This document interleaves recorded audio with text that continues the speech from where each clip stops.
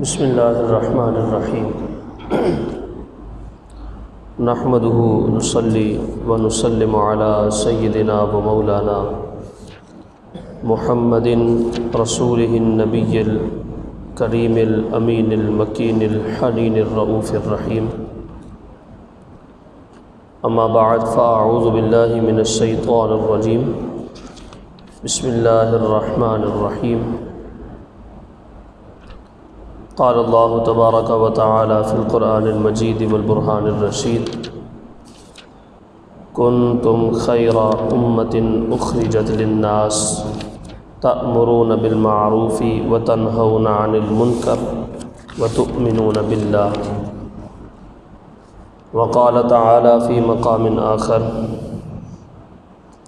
وَكَذَلِكَ جَعَلْنَاكُمْ أُمَّةً وَسَطًا لِتَكُونُوا شُهَدَاءَ عَلَى النَّاسِ وَيَكُونَ الرَّسُولُ عَلَيْكُمْ شَهِيدًا وقال تعالى في مقام آخر لَتَجِدَنَّ أَشَدَّ النَّاسِ عَدَاوَةً لِلَّذِينَ آمَنُوا الْيَهُودَ وَالَّذِينَ أَشْرَكُوا آمنت باللہ صدق اللہ مولانا العظیم وصدق رسولہ النبی الکریم الامین ونحن علی ذلک لمن الشاہدین والشاکرین والحمد للہ رب العالمین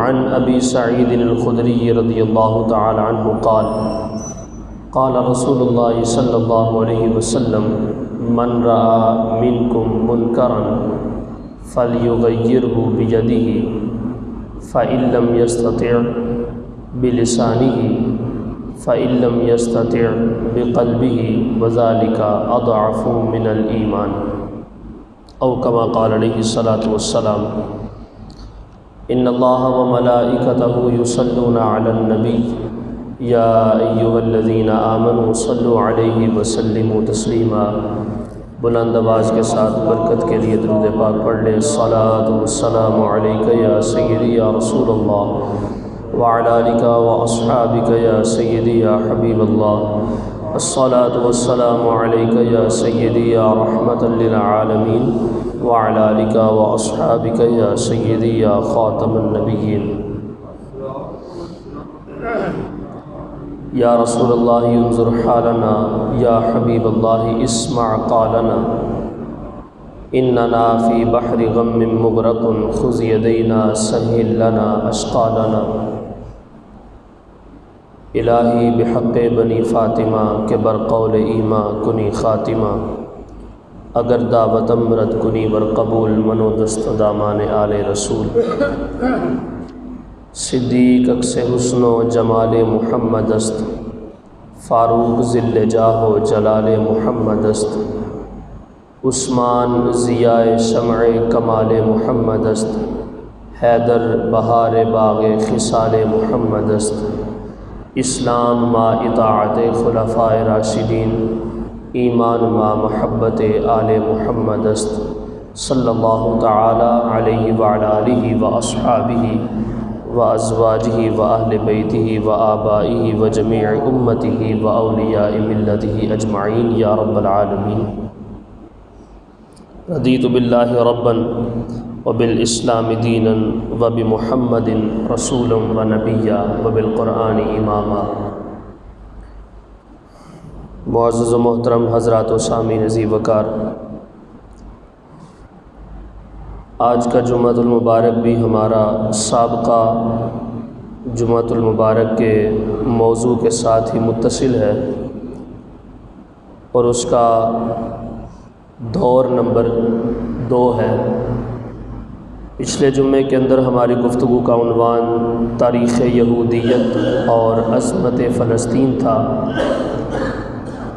اور ہم نے 1917 عیسوی تک کا جو دور یہودیت کے اوپر گزرا اس کو ہم نے ڈیٹیل کے ساتھ ذکر کیا، جس کے اندر یہودیوں کے 12 قبائل کا بھی ذکر تھا اور بیت المقدس اور ہیکل سلیمانی اور فلسطین شہر کے اندر ان کی ریاست کا قائم ہونا اور پھر نبوت کا ایک وسیع و عریض دورانیہ ان کی نسل کے اندر چلنا، یہ سارے کے سارے ہم نے آپ کے سامنے ذکر کیے تھے، اور گفتگو کو ہم نے ڈایاسپورا پہ آ کے روکا تھا۔ آج اسی سے آگے پھر جو ہے اپنی گفتگو کو لے کے چلتے ہیں۔ ڈایاسپورا جو آپ کو میں نے بتایا تھا کہ یہ ان کا دور انتشار تھا کہ جب ان کو یہودیوں کو فلسطین سے جب نکال دیا گیا اور ملک بدر کر دیا گیا، اور ایک دن کے اندر 1,33,000 یہودی کو قتل عام کیا گیا۔ اس انداز میں قتل کیا گیا کہ فلسطین کی گلیوں کے اندر جب گھوڑے چلتے تھے تو ان گھوڑوں کی جو آدھی ٹانگیں ہیں وہ خون کے اندر دھنس جاتی تھیں۔ اس قدر یہودیوں کو جو ہے مار مار کر وہاں سے بھگایا گیا اور نکال دیا گیا فلسطین میں سے۔ ان کی حکومت جو ہے وہ اس ریاست کے اندر اس وقت قائم ہوئی حضرت موسیٰ علیہ السلام کو جب اللہ رب العزت نے ارشاد فرمایا کہ اے میرے پیارے کلیم ان سے کہہ دیں وَإِذْ قُلْنَا ادْخُلُوا هَٰذِهِ الْقَرْيَةَ فَكُلُوا مِنْهَا حَيْثُ شِئْتُمْ رَغَدًا وَادْخُلُوا الْبَابَ سُجَّدًا وَقُولُوا حِطَّةٌ نَغْفِرْ لَكُمْ خَطَايَاكُمْ وَسَنَزِيدُ الْمُحْسِنِينَ کہ اے میرے پیارے کلیم ان سے کہیں کہ اس شہر کے اندر داخل ہو جائیں، اور پارہ نمبر 6 کے اندر بھی اس کا ذکر جو ہے وہ آیا ہے۔ آپ نے ارشاد فرمایا کہ اے میرے حواریوں، اے میرے ماننے والوں، اے میرے تسلیم کرنے والوں، میرے امتیوں، فلاں شہر ہے تو اس کے اندر داخل ہونا ہے۔ وہاں پر اس وقت عیسائیت کی حکومت تھی اور انہوں نے اس سے اپنے آپ کو روکنے کی کوشش کی اور اس کو بڑا کمزور اور اپنے آپ کو کمزور اور ناتواں ظاہر کیا، اور اس حکومت کو بڑا طاقتور اور بڑا قوی جو ہے انہوں نے سامنے پیش کیا اور کہا کہ ہم اس کا مقابلہ نہیں کر سکتے۔ قرآن پاک میں اس کا جو ہے وہ پارہ نمبر 6 کے اندر اس کا بیان ملتا ہے۔ انہوں نے کہا یا موسیٰ فاذهب انت وربک فقاتلا انہا ہنا قاعدون، کہ آپ اور آپ کے بھائی جناب ہارون علیہ السلام جائیں اور جا کے اس کے ساتھ مقابلہ کریں، ہمارے اندر طاقت نہیں ہے، ہم یہاں پر بیٹھ کر جو ہے آپ کو دیکھتے ہیں۔ تو یہ حضرت موسیٰ علیہ السلام کی حکم عدولی کرنے کی وجہ سے ان کو میدان تیہ کے اندر جب 40 سال کے لیے بھٹکنا پڑا، وہ ایک نسل ختم ہو گئی۔ حضرت موسیٰ علیہ السلام کا بھی کچھ اقوال موجود ہیں کہ آپ کا بھی وصال وہیں پر ہو گیا تھا میدان تیہ کے اندر۔ اب اس کے بعد جب میدان تیہ کے اندر ایک دوسری نسل پیدا ہوئی، پہلی جو نسل تھی وہ ختم ہو گئی، اور دوسری نسل جو یہودیوں کی پیدا ہوئی، اس نسل نے پھر عزم کیا اور ارادہ کیا اور اپنے زور بازو کے ساتھ، قوت کے ساتھ جو ہے فلسطین کے اندر جا کر مقابلہ کیا اور انہوں نے اپنے اس شہر کو واپس لے لیا۔ اس وقت سے لے کر جو ہے یہ 1970 تک یہ سلسلہ وہاں پر ان کا چلتا رہا۔ پھر وہاں سے ان کو یہودیوں کو نکال دیا گیا۔ وہ نکال کر حضرت اس کا نام تھا ٹائٹس فلاویس، رومی جنرل تھا، اس نے حملہ کیا تھا۔ ایک روم کا یہ روم کی فوج کا یہ سربراہ تھا، اس نے وہاں سے ان کو نکال دیا اور پھر یہ دنیا کے دوسرے ملکوں تک جو ہے چلے گئے، انگلینڈ کے اندر، یورپ کے اندر، امریکہ کے اندر، پھر عرب کے اندر، پھر اس طرح ایشیا کے اندر، عرب کے اندر بھی یہ آئے، اور عرب کے اندر اس کے 3 قبیلے آ کر آباد ہوئے۔ ایک قبیلے کا نام بنو قینقاع تھا، ایک قبیلے کا نام بنو نذیر تھا، اور ایک قبیلے کا نام بنو قریظہ تھا۔ تو یہ جو ان کا دور انتشار اور یہ زوال کا دور جو ان کا شروع ہوا، اس کے کچھ حصے ہیں۔ ان حصوں کو بیان کرنے کا اتنا کوئی خاص مقصد تو نہیں ہے، لیکن میں بتانا صرف اس لیے چاہتا ہوں، یہ پوری جو گفتگو ہے پچھلے جمعے سے لے کر آج کے جمعے تک کی، یہ ساری کی ساری گفتگو میں اپنی امت مسلمہ کے سامنے رکھنا چاہتا ہوں کہ آج ہم نے اپنا مکمل کامیابی کا ذریعہ اہل مغرب کو سمجھا ہوا ہے۔ ہمارے گھروں کے اندر، ہمارے فیشن کے اندر، ہمارے کھانے پینے کے اندر، ہمارے دنیاوی معاملات کے اندر، لین دین کے اندر، کاروبار کے اندر، تجارت کے اندر، بینکنگ سسٹم کے اندر، مارکیٹ کے اندر، جہاں پر بھی آپ چلے جائیں، یونیورسٹیز کے اندر تعلیم سیکھنے کے لیے چلے جائیں یا جیسے بھی ہوتا ہے، اس وقت معاشرے کے اندر آپ جس مرضی مقام کے اوپر چلے جائیں، آپ کو اس مقام کے اندر یہودیت سرایت کرتی ہوئی نظر آئے گی۔ یہ اتنا اپ لیول ان کا کیوں ہوا؟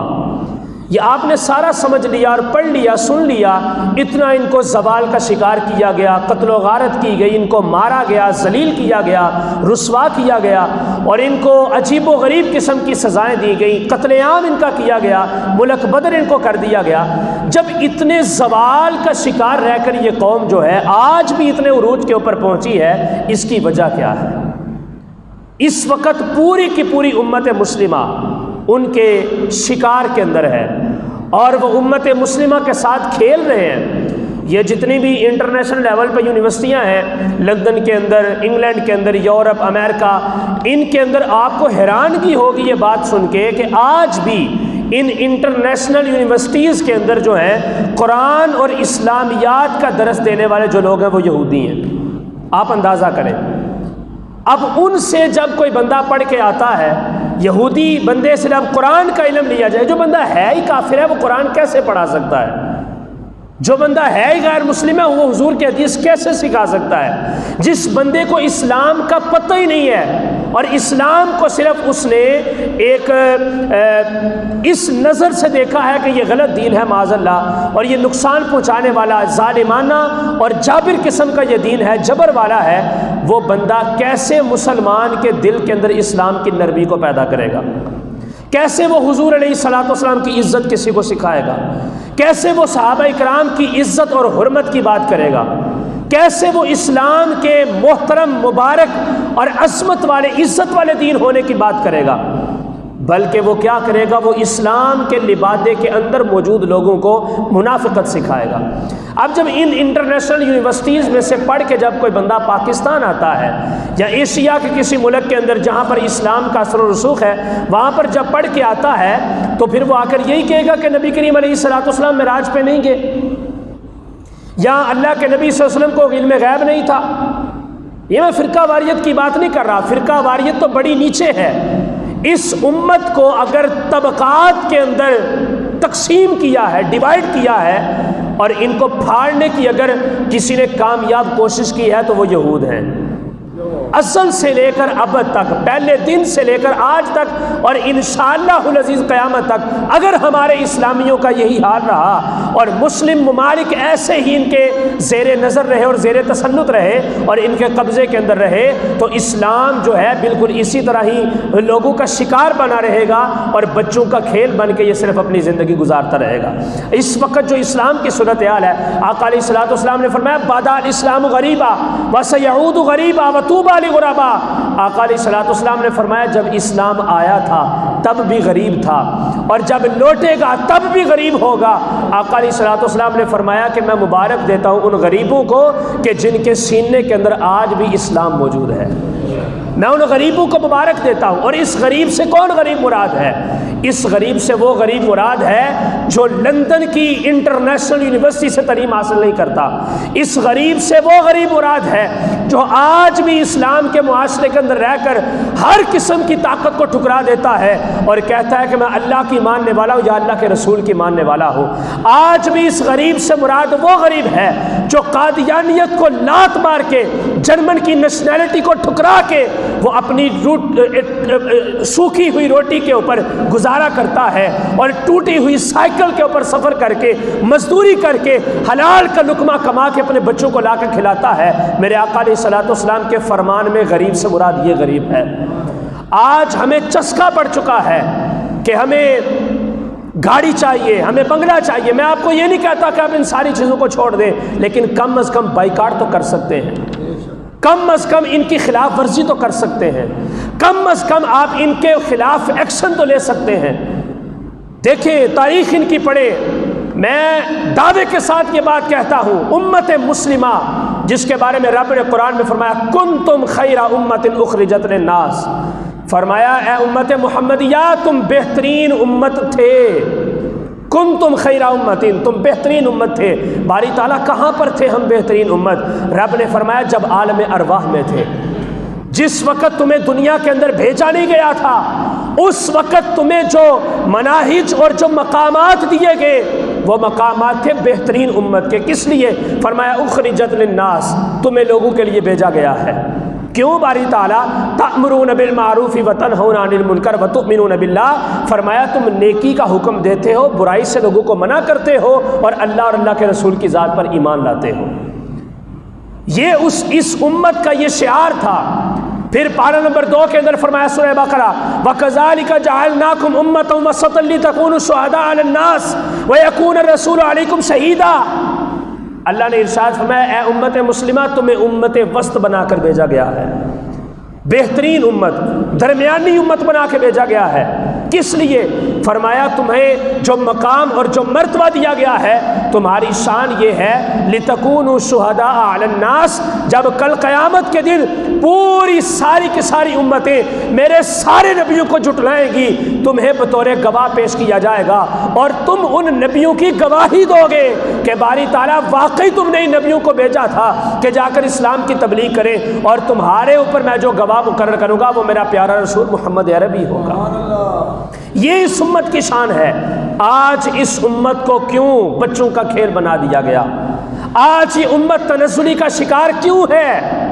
آج یہ امت غضب کا، دنیاوی غضب کا شکار کیوں ہے؟ بلکہ میں سمجھتا ہوں کہ آسمانی غضب بھی ہے کہ وہ قوم کہ جو بالکل اس وقت پوری دنیا کے خطے کے اوپر مختصر سی حیثیت رکھتی ہے، آج وہ قوم اس وقت امت مسلمہ کو کیا پوری کائنات کی انسانیت کو جو ہے اپنے آگے لگا کر چلا رہی ہے، اور ہم اس کے اشاروں کے اوپر عمل کر رہے ہیں۔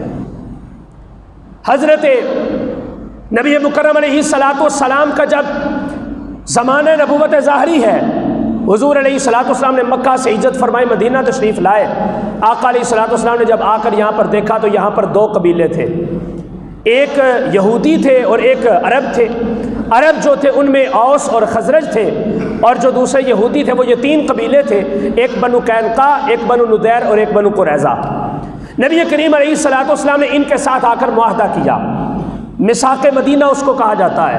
معاہدہ کیا کیا؟ آقا علیہ الصلاۃ والسلام نے فرمایا آج کے بعد اگر ہمارے اوپر کوئی بھی حملہ کرنے کی کوشش کرے گا، اگر یہودیوں پہ حملہ ہوگا، بنو قینقاع، بنو نضیر، بنو قریظہ میں سے کسی قبیلے کے اوپر، تو اوس اور خزرج ان کے ساتھ مل کے اس دشمن کا مقابلہ کریں گے، اور اگر عرب کے اوپر کوئی حملہ کرے گا تو یہ سارے یہودی قبیلے ان کے ساتھ مل کر اس حملہ کرنے والے دشمن کے ساتھ مقابلہ کریں گے اور اس کو شکست دیں گے اور اس کو ناکو چلے چبوائیں گے، اور یہ مسلمانوں کے ساتھ مل کر یہ کام کریں گے۔ کیوں؟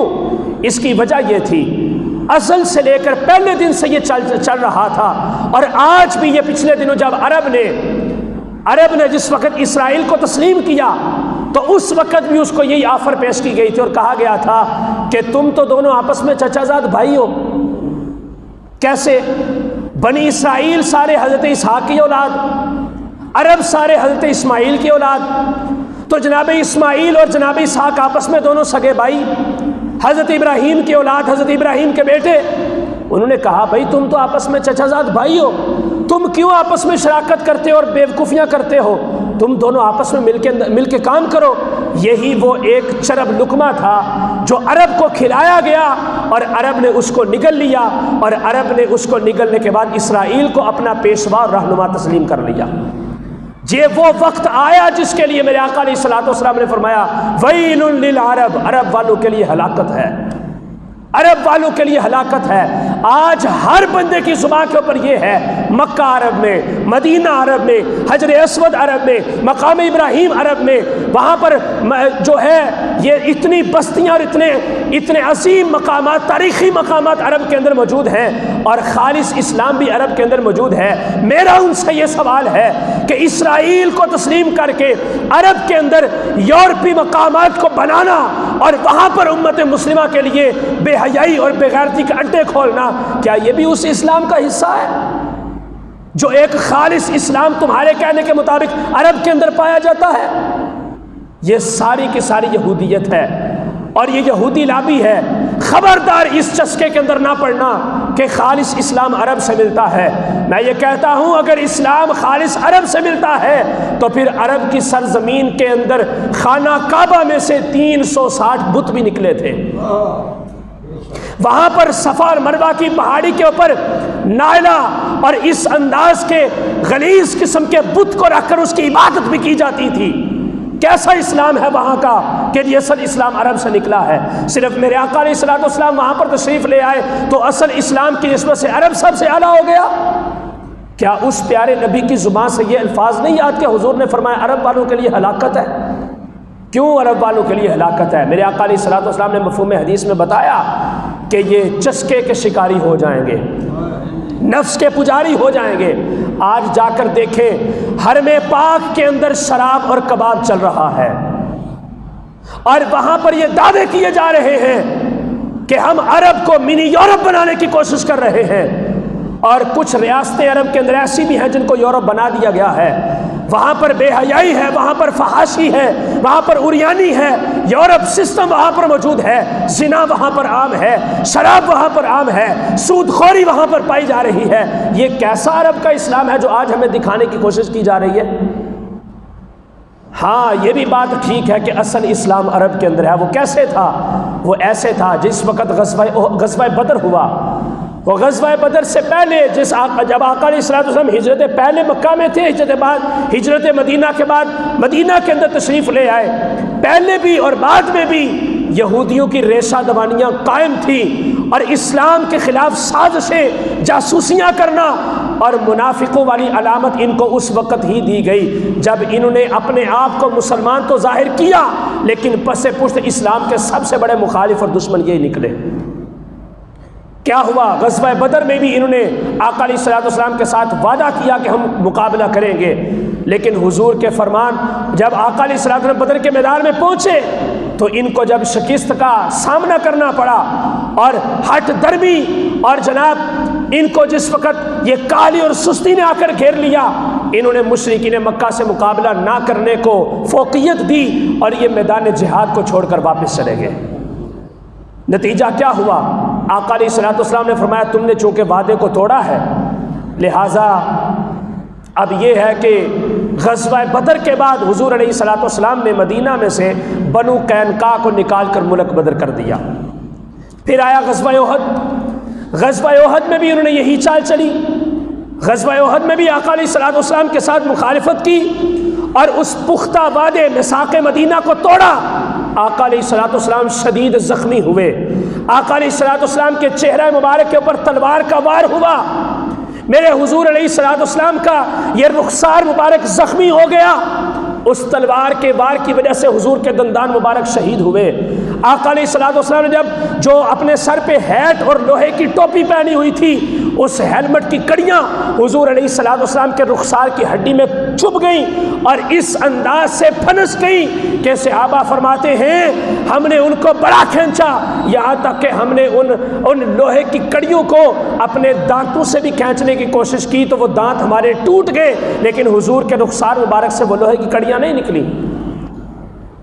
میرے آقا علیہ الصلوۃ والسلام کے جسم منور سے لہو نکلا اور خون میرے حضور کا اتنا زیادہ بہا کہ میرے آقا علیہ الصلوۃ والسلام بشری تقاضے کے مطابق میرے حضور کے جسم میں کمزوری پیدا ہو گئی، آقا علیہ الصلوۃ والسلام اپنے قدموں پر کھڑے نہ ہو سکے، حضور بے ہوش ہو گئے اور آقا علیہ الصلوۃ والسلام زمین کے اوپر پیچھے اپنی گردن کے بل گر گئے، جس وجہ سے یہ افواہ پھیل گئی کہ محمد صلی اللہ علیہ وسلم شہید ہو چکے ہیں۔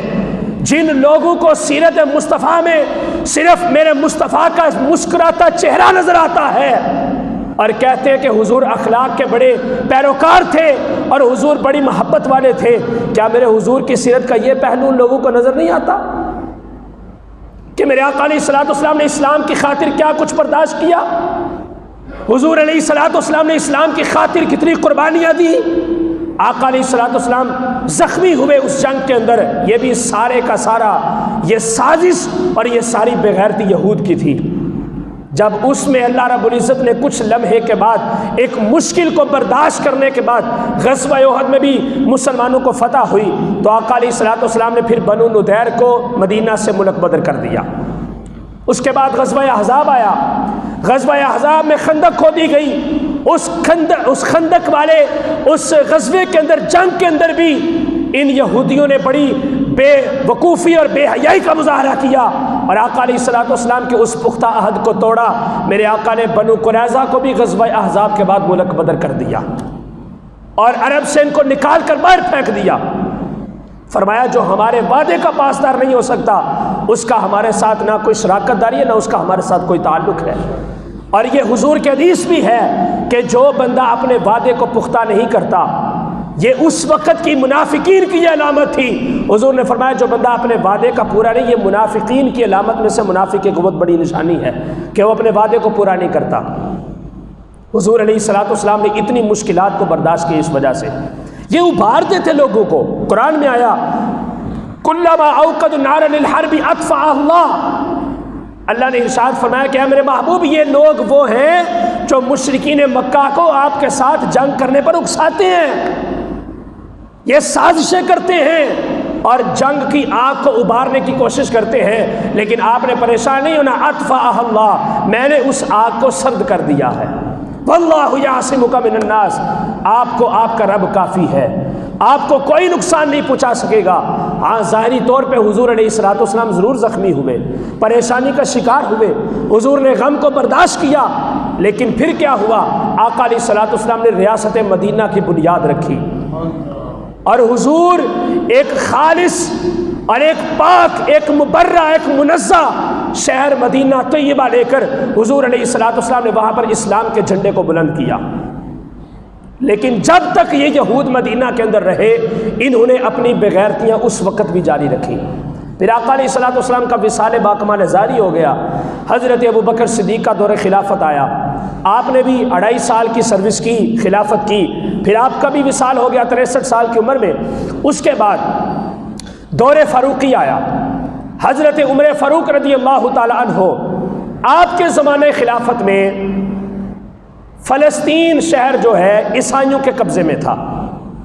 یہ جس وقت یہ ڈایاسپورا ہوا 1917 والا معاملہ، جو ان کو قتل و غارت ان کی گئی اور وہاں سے ان کو نکال دیا گیا، اس وقت جو رومی جنرل تھا ان کا، اس کا نام تھا عظیم، جو ان کا ایمپرر تھا اور ان کا ایک بہت مضبوط ستون سمجھا جاتا تھا، اور بازنطینی ریاست کا سب سے پہلا بانی اور مؤید جو ہے یہ وہی شخص تھا جس نے وہاں سے ان کو، یہودیوں کو فلسطین کے اندر سے نکال کر وہاں پر جو ہے اپنی ریاست کو قائم کیا۔ اس کا نام قسطنطین تھا اور اس کے والد کا نام قسطنطینوس کلورس، اس کو قسطنطین اعظم بھی کہا جاتا ہے اور قسطنطین یکم بھی کہا جاتا ہے، اور اسی بندے کا نام لقب، اسی کا لقب جو ہے وہ قیصر ہے۔ قیصر جو ہے یہ ایران کے جو بادشاہ ہوتے تھے ان کو کہا جاتا تھا، جس طرح مصر کے بادشاہ کو فرعون کہا جاتا تھا۔ یہ پہلا قیصر تھا اور بازنطینی بادشاہ یہ پہلا دنیا کے اندر تھا جس نے عیسائیت کو قبول کیا، اور عیسائیت کو قبول کر کے اپنی پوری ریاست کے اندر لوگوں کو مجبور کیا کہ وہ بھی سارے عیسائی ہو جائیں، اور اس نے عیسائیت کو قبول کر کے اس کو فروغ دیا اور اس کو عام کیا۔ تو حضرت فاروق اعظم رضی اللہ تعالیٰ عنہ کے زمانے خلافت میں بھی ان کی حکومت تھی وہاں پر، اور حضرت ابو عبیدہ بن الجراح امین هذه الامہ، اس امت کے بہت بڑے امین اور عشرہ مبشرہ صحابہ میں سے 10ویں صحابی، جن کو حضور علیہ الصلوۃ والسلام نے جنت کی بشارت دی زندگی کے اندر کہ آپ مرنے کے بعد جنت میں جائیں گے، آپ جنتی ہیں۔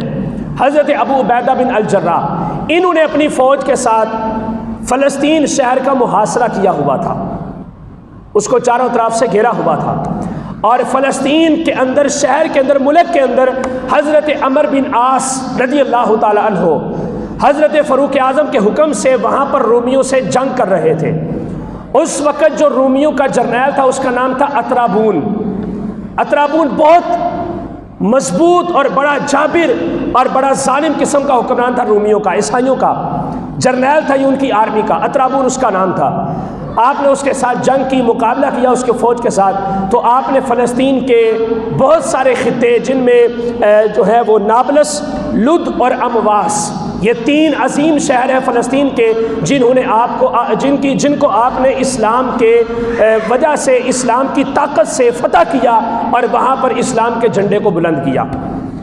جب اس ریاست کو فتح کرنے کے بعد حضرت عمر بن عاص نے فلسطین کی طرف، بیت المقدس کی طرف جس وقت آپ نے یہ ارادہ کیا تو آپ کو خط لکھا اس نے، کیونکہ بیت المقدس کے اندر بھی مسلمانوں کی اکثریت تھی اور اس کے ساتھ ایک اور شہر تھا، اس کا نام تھا رملہ، اس کے اندر بھی مسلمانوں کی اکثریت تھی۔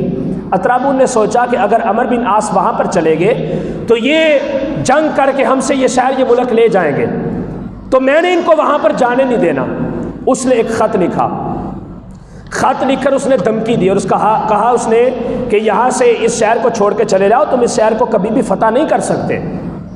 حضرت عمر بن عاص نے جواباً خط لکھا تو اس کے اندر کہا کہ میں اس شہر کا عظیم فاتح ہوں اور میں اس شہر کو فتح کروں گا۔ جس وقت آپ نے یہ خط اس کو لکھا، اس نے پڑھا تو پڑھ کے تو ہنسنے لگا۔ یہ میں مسلمانوں کی بات کرنے لگا ہوں، توجہ سے سنیے گا، آنکھیں کھل جائیں گی آپ کی۔ ہنسنے لگا، اس نے کہا یہ بے وقوف ہے یہ شخص عمر بن عاص، یہ کیسے دعویٰ کر سکتا ہے کہ یہ فلسطین کو فتح کر لے گا؟ کیوں؟ اس نے کس بحاف پر کہا؟ بیس کیا تھی؟ کس وجہ سے اس نے کہا؟ اس نے کہا میں نے اپنی کتاب تورات کے اندر جس بندے کا نام پڑھا ہے کہ جو اس شہر کو فتح کرے گا اس کے نام کے حروف 3 ہوں گے، 4 نہیں ہوں گے، اور وہ عظیم جرنیل بھی نہیں ہوگا، وہ ہوگا تو بادشاہ لیکن بڑا فقیر انداز والا ہوگا، بڑا سادہ ہوگا، غریبی کے انداز کو ظاہر کرنے والا ہوگا، اور میں نے اپنی کتاب تورات کے اندر اس کا نام عمر پڑھا ہے۔ یہ وہ مسلم امت ہے جس کا تذکرہ پچھلی کتابوں کے اندر بھی ہوتا رہا، جن کی بہادری کی مثالیں پچھلی کتابوں کے اندر بھی دی جاتی رہیں۔ آج ان مسلمانوں کا تذکرہ کیوں نہیں ہوتا جن کے ہیبت سے، نام کی قوت اور طاقت سے کیسر و کسریٰ ڈرتا تھا؟ 1,30 لاکھ مربع میل تک حضرت فاروق اعظم نے اسلام کے جھنڈے کو بلند کیا اور فتح کر کے یہ سارا علاقہ اسلام کی سلطنت کے اندر داخل کیا ہے۔ یہ وہ عمر فاروق ہیں۔ اس نے کہا، اطرابون نے کہا کہ ہماری جو کتاب ہے تورات، اس کے اندر جس شخص کا نام ہے کہ جو اس شہر کو فتح کرے گا وہ عمر بن عاص نہیں ہے بلکہ اس کا نام عمر ہے۔ اس کے حرف نام کے 4 نہیں، اس کے نام کے حرف 3 ہیں۔ اس نے یہ ٹکڑا پھر دوبارہ لکھ کے حضرت عمر بن عاص کی طرف بھیجا۔ جناب عمر بن عاص نے وہ ٹکڑا حضرت ابو عبیدہ بن الجراح کی طرف بھیجا۔ حضرت ابو عبیدہ بن الجراح نے دیکھا، انہوں نے کہا کہ یہ بات واقعی ٹھیک ہے، ہم اس شہر کو فتح نہیں کر سکتے، اتنا بڑا شہر ہے، اس کی اتنی موٹی اور مضبوط طاقتور دیواریں ہیں اس کی، ہم اس کو کیسے فتح کر سکتے ہیں؟ آپ نے حضرت فاروق اعظم جو مدینہ کے اندر تشریف فرما تھے، آپ کو خط لکھا اور کہا کہ حضرت تشریف لائیں اور آ کر اس شہر کو فتح کریں، فلسطین کو۔ حضرت عمر فاروق نے جناب مولا علی کو اپنا امیر مقرر کیا، اپنا نائب اور خلیفہ مقرر کیا۔ آپ نے کیا کیا؟ آپ دیکھیں حضرت فاروق اعظم کا سفر ایک طویل سفر ہے، 500 سے زائد میل کا سفر ہے۔ مدینہ سے آپ چلے ملک شام پہنچے، 500 سے زائد مائل کا سفر ہے وہ، اتنا طویل سفر۔ اور انداز کیا ہے؟ آپ نے 3 کجاوے اپنی سواری کے اوپر رکھے، اس میں سے ایک کجاوے کے اندر کھجوریں تھیں اور دوسرے کجاوے کے اندر ستو تھے، اور تیسرا کجاوا وہ مشکیزہ تھا پانی کا، جس کے اندر پینے کے لیے پانی آپ نے بھرا اور اپنی سواری کے اوپر رکھا۔ خود ساتھ چلے اور ساتھ اپنے غلام کو ساتھ لیا۔ اور معاہدہ کیا ہوا غلام اور آقا کے درمیان؟ سنیں، اندازہ لگائیں آپ اس بات کا۔ آج ہم میں سے کسی کے پاس بڑی گاڑی آ جائے تو ہم اپنے آپ کو بندہ ہی نہیں سمجھتے، ہم سمجھیں پتہ نہیں کتنے بڑے راٹھ اور سیٹھ ہم بن گئے ہیں۔ ایک بالشت زمین ہماری ملکیت کے اندر آ جائے تو ہم جناب پھولے نہیں سماتے۔ سادہ کھانا ہمیں پسند نہیں آتا، سادی زندگی ہمیں پسند نہیں آتی، برانڈڈ چیزیں ہم نے استعمال کرنی ہیں۔ جب ہمیں برانڈڈ چیزیں استعمال کرنی پڑے گی اور سادگی اور فقر جو میرے آقا علیہ الصلوۃ والسلام کا شعار اور انداز تھا، جب وہ ہمیں پسند نہیں آئے گا تو پھر ہمارے اوپر اسرائیل ہی حکومت کرے گا، پھر ہمارے اوپر مسلمان حکومت نہیں کر سکتے۔ آپ نے کیا کیا؟ آپ نے اپنے غلام سے کہا بھائی بات یہ ہے، سفر بڑا طویل ہے، ہو تو تم میرے غلام، لیکن کرنا یہ ہے ایک منزل تک سفر میں کروں گا اور میری سواری کی نکیل تم پکڑ کر پیدل چلو گے، اس سے اگلی منزل سواری کے اوپر تم سوار ہوگے اور تمہاری سواری کی نکیل پکڑ کر میں پیدل چلوں گا۔ یہ انداز ہے فاروق اعظم کا، جو اپنا درہ زمین کے اوپر مارے تو زلزلہ شدہ زمین رک جاتی ہے۔ کیوں؟ عمر فاروق کا درہ اس زمین کے اوپر پڑا ہے۔ آپ کے ایک انگلی کے برابر خط کے اوپر لکھی ہوئی تحریر کی وجہ سے دریائے نیل آج بھی جاری و ساری ہے، آج بھی اس نے بند ہونے کا جو ہے ارادہ نہیں کیا۔ یہ وہ فاروق اعظم ہے۔ فرمایا ایک منزل تک سفر میں کروں گا سواری کے اوپر، اور سواری کی نکیل پکڑ کے تم چلو گے، اور اگلی منزل کے اوپر تم سواری پہ سوار ہوگے اور میں اس کی نکیل پکڑ کر آگے آگے چلوں گا۔ اس نے کہا یا حضرت ایسا تو نہیں ہو سکتا۔ فرمایا ایسا ہی ہوگا، میں تمہارا آقا ہوں، میں حکم دے رہا ہوں، ایسا ہی ہوگا۔ اس کو تسلیم کرنا پڑا۔ الامر فوق الادب، ادب پھر بعد میں رہ جاتا ہے، آقا کا حکم بجا لانا ضروری ہوتا ہے۔ اتفاقاً کیا ہوا، سفر جاری ہے، چل رہے ہیں۔ اتفاقاً فلسطین شہر سامنے ہے، درمیان میں ایک نہر آتی تھی، اس نہر کو پار کر کے پھر آگے جانا تھا۔ کیا ہوا، سامنے جناب وہ ایک پادری تھا جو اس وقت بیت المقدس کا پادری تھا، اس کا نام تھا سفرینوس۔ وہ حضرت ابو عبیدہ بن الجراح کے ساتھ سامنے کھڑا استقبال کے لیے کہ میں دیکھوں تو صحیح وہ کتنا بڑا شہنشاہ ہے جو اتنی بڑی ریاست اور فلسطین کو قبلہ اول کو حاصل کرنے کے لیے آ رہا ہے۔ میں دیکھوں تو صحیح کتنی پوشاکیں اس نے پہنی ہیں، کتنے سونے کا تاج اس نے اپنے سر پہ رکھا ہوا ہے، کس طرح کے اس نے موزے جو ہے وہ اپنے زیب تن کیے ہوئے ہیں، کیسی اس کی شاہانہ سواری ہے۔ اتفاقاً وہ جس انداز سے نکلا تھا اس کا الٹ اس کو دیکھنا پڑا۔ سامنے کیا دیکھا، ایک کالا سا انسان، گندمی اس کا رنگ ہے، بوسیدہ اس کے کپڑے ہیں، چہرے کے اوپر گرد و غبار پڑا ہوا ہے، وہ سواری کے اوپر سوار ہے، اور ایک پیوند لگی قمیض پہنے والا انسان، مسلمان، اہل ایمان میں سے ایک مومن، اس نے اس سواری کی نکیل کو پکڑا ہے تو وہ آگے آگے چل رہا ہے۔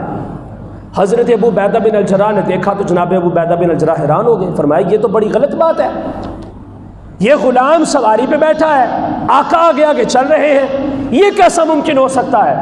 اگر اس بات کا پتہ ان لوگوں کو چل گیا تو یہ تو اپنی بات سے پھر جائیں گے، یہ تو سمجھے کہ مسلمان کچھ بھی نہیں ہے، ان کے پاس تو کوئی طاقت ہی نہیں ہے۔ تاریخی الفاظ حضرت فاروق اعظم نے یہاں پر حضرت ابو عبیدہ بن الجراح کو کہے۔ ایک روایت کے اندر آتا ہے کہ آپ نے بڑی قیمتی پوشاک آپ کی خدمت میں پیش کی۔ خیر آئے، آپ جب اس ندی کے قریب آئے تو آپ نے اپنے موزے اتارے اور اتار کر ان کو اپنے کندھے پہ رکھا اور سواری کی نکیل کو پکڑا، غلام اوپر سوار ہے، آپ اس ندی اور اس وادی سے سفر کرتے ہیں، اس کو کراس کر کے دوسرے کنارے پر پہنچتے ہیں۔ حضرت ابو عبیدہ بن الجراح نے کہا حضرت یہ تو بڑی ایک غیر معمولی سی بات ہے، یہ کام آپ نے کیا کر دیا؟ سارے لوگ سامنے کھڑے ہیں تو وہ آپ کو کیا کہیں گے؟